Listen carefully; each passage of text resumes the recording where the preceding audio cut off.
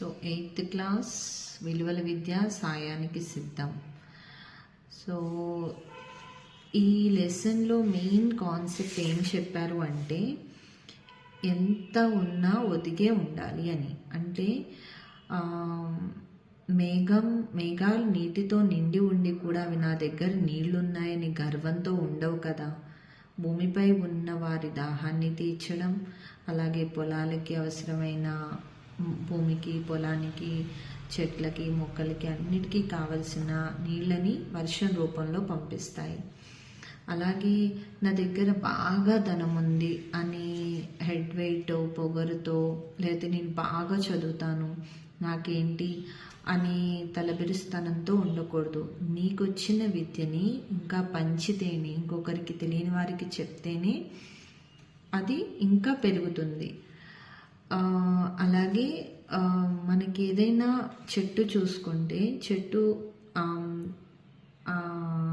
పండ్లతో నిండి ఉన్న చెట్టు అందరూ కోసుకోవడానికి వీలుగా వంగి ఉంటుంది. అహంకారంతో ఇవి నా కొమ్మలు అని పైకెత్తి ఉంచదు కదా.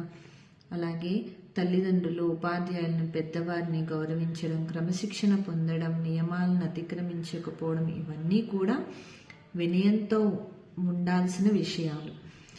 సో ఒకప్పుడు కాకినాడలో ఏర్పాటు చేసిన ఖాదీ ఎగ్జిబిషన్ చూడడానికి జవహర్లాల్ నెహ్రూ గారు వచ్చారు. అక్కడ టికెట్ వసూలు చేస్తున్న ఒక చిన్న పిల్ల నెహ్రూ గారిని లోపలికి ఎలో చేయలేదు, టికెట్ లేని కారణంగా. అక్కడ ఉన్న వాళ్ళందరూ కంగారు పడి ఆ పాప మీద కోపగించుకున్నారు. కానీ నెహ్రూ గారు ఆ పాపను మెచ్చుకున్నారు. ఆ అమ్మాయి దుర్గాబాయ్ దేశ్ముఖ్. ఆవిడ Durgabai Deshmukh plays a vital role in important role in freedom fight. మీ అందరికీ తెలిసింది ఈవిడ దుర్గాబాయ్ దేశ్ముఖ్ గారు. సో దీనికి అర్థం ఏంటి అంటే, మనం అహంకారం పొందక పరులకు ఉపకారం చేయడానికి ప్రయత్నించాలి. ప్రపంచంలో ఉపకారం చేసే వారికి ఇది సహజ లక్షణం. ఈ భావనను మనం జీవితంలోనికి తీసుకురావాలి. చదువు మనిషికి జ్ఞానం ఇస్తుంది, కానీ అదే జ్ఞానం వినయంతో కలిసినప్పుడు మాత్రమే సమాజానికి ఉపయోగపడుతుంది. నా దగ్గర చదువు ఉంది, నాకేంటి, నాకు ఫుల్ మార్క్స్ వచ్చేస్తాయి అని టీచర్స్ చెప్పింది వినకపోవడం, పెద్దల్ని గౌరవించకపోవడం, తోటి ఫ్రెండ్స్ని అవహేళన చేయడం, అలాంటివి చేయకూడదు. Education gives discipline. Education, the process of education explains us how to behave with others, how to behave in society. ఇవన్నీ చెప్తుంది. విద్య అనంతమైనది. ఎంత నేర్చుకున్నా నేర్చుకోవాల్సింది ఇంకా ఉంటూనే ఉంటుంది.